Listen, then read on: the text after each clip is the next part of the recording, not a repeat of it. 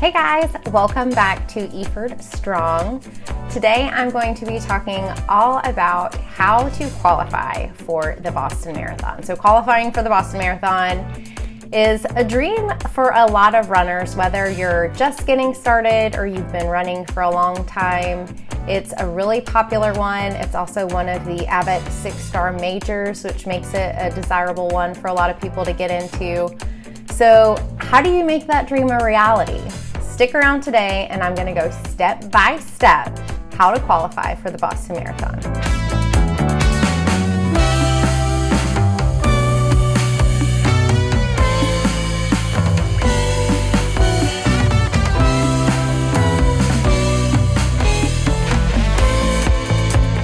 So the very first step is to understand the standards that have been set by the BAA.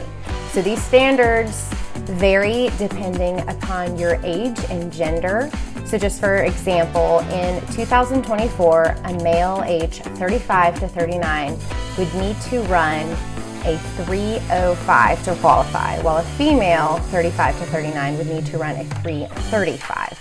So the BAA has not announced if this will be the same for 2025, but those have been the standards for the past several years. Also note that the BAA every so often does change it and make it a little bit harder. So definitely check the latest standards on the official Boston Marathon website to make sure that those are the current qualifying times. Another really important thing to keep in mind is that you will most likely need a 5 to 10 minute buffer. What I mean by that is that just because you get that Boston qualifying time doesn't mean that you're necessarily in. So the field size in Boston has been 30,000 people for the past several years, with the exception of COVID. And if more than 30,000 people qualify and register, the BAA will only let in the fastest 30,000 people.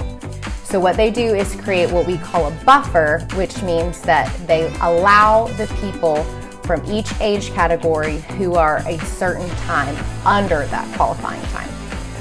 So last year, or when I registered in 2023, there was zero buffer. So every single person who qualified and registered got in. But in 2024, way more people qualified and registered than the BAA deemed they had room for.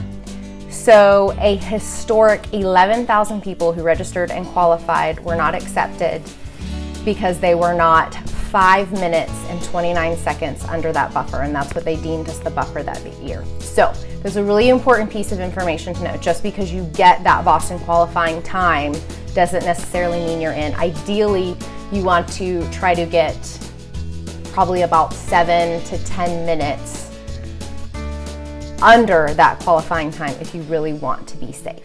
Okay, so step number 2 is to map out a timeline. So pick which year you want to run Boston and then work backwards. So my suggestion is to look at the qualifying chart and figure out how old you will be each year. And if you're close to moving up in age, that will work to your advantage. So decide what year you're shooting for. Keep in mind that the qualifying times are based on not when you qualify, but what age you will be when you are actually running. So what I suggest you do is get a piece of paper, write it all down. For the 2024 Boston Marathon, the qualifying window began in September of 2022 and was open through September 15th of 2023. So basically a whole year. So I'm going to use Caleb here as an example because we did this recently for him. So he will turn 40 in 2027. And we know that when he turns 40, he gets an extra 5 minutes. His qualifying time bumps up from 3:05 to 3:10. So since that is a whole extra 5 minutes and he really needs that time, that's the year that he's shooting for. He's shooting for Boston 2027. So the window for when he can start qualifying will open 18 months before that, so September of 2025. So He could do a fall marathon in 2025, a winter or spring marathon in 2026, or even a last minute summer marathon in 2026. So look at the chart, map out how old you're gonna be, and then pick which year you're shooting for. Okay, step number 3 is to choose the right race. So there's several things that you want to consider here as you're looking at which race you want to do. Number 1, and this is a huge one, is elevation. Pick a race that is going to be fast and flat that will give you your best chance of hitting your qualifying time. The second one is look into what the weather is typically like, consider what time of year it is, also consider the location. Are you willing to travel? If you need to stay close to home, that may narrow your options a little bit, but really think about what the weather typically is, what that will be like, and what time of year it's going to be. The third thing to take into consideration is crowd support. If that is something that's really important to you, you may want to shoot for one that's in a big city. For example, I did Richmond, and that is voted one of the friendliest marathons in America, and there was amazing crowd support. And then I did Tobacco Road, and while I love Tobacco Road, and I will probably do Tobacco Road because it was so amazing, I'll do that one again, there's not very much crowd support because it's on a trail and you're running through the woods. So if crowd support is something that's really important to you and you really need that, definitely consider that as you're picking your race. The last thing, and this is probably the most important, is to make sure that it is a Boston qualifier. It should say that somewhere on their website, and if they don't, reach out to the race director. But you don't want to go through all the work and run it and then find out that it's not actually a Boston qualifier. So make sure it is a certified Boston qualifier marathon. So pick a race. Ideally, pick a few different ones, maybe like a fall one and then a spring run. So in case you don't get that qualifier, you have a backup. So for me, I did Richmond in November, which was at the very beginning of the qualifying window. So I knew I had like 18 months until I was actually running Boston, and had like almost a whole year before I was actually gonna register. So I went ahead and did Richmond in November, and I qualified, but only by about 4 minutes. And I really wanted to have a bigger buffer than that. And so I took a few weeks off, and then I started training again and turned around and did Tobacco Road in March. And I was 12 minutes under, and that was what I was shooting for. Was I wanted a big enough buffer that I felt like I could lay my head on the pillow at night and not worry about not making it. So ideally, try to pick a couple, spread them out, so if it doesn't work out at one, you do have a backup. Step number 4, and I feel like this probably needs to be an entire different video all on its own. I could really talk about this all day, but train and race smart. So I'll just be brief here and say, find a good plan, put the work in, and then race within your ability.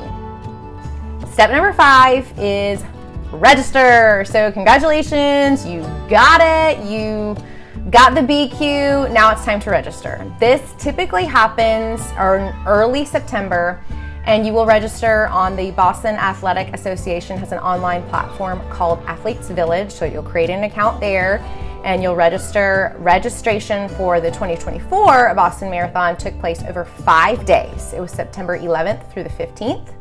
While this has changed some over the years, it will typically be about that time of year, and it does not matter when you register. So most people will probably do it that very first day just because they're excited and wanted to get in, but it's not first come, first serve. So it doesn't matter if you register on Monday or Wednesday or Friday, as long as you're within that window, it does not matter.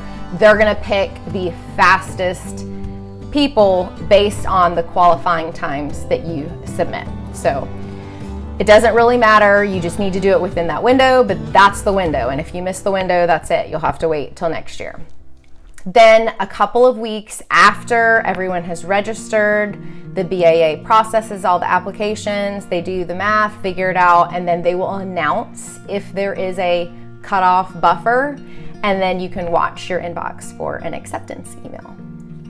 So as you can see, qualifying for Boston is a long process. If it is May and you watched the Boston Marathon last month and you were really inspired and you want to do it, First of all, keep in mind that it takes ideally 12 to 16 weeks to train for a marathon. Then you actually have to run the marathon. And there are not a whole lot of marathons between the months of May to September just because it is so warm. There definitely are some, especially in September. There's a lot of last minute BQ races, so it can be done, but I would recommend taking the time to plan it all out. If you have found this video helpful, don't forget to give it a thumbs up and subscribe to our channel for more content. We've put a lot of Boston Marathon specific videos out there.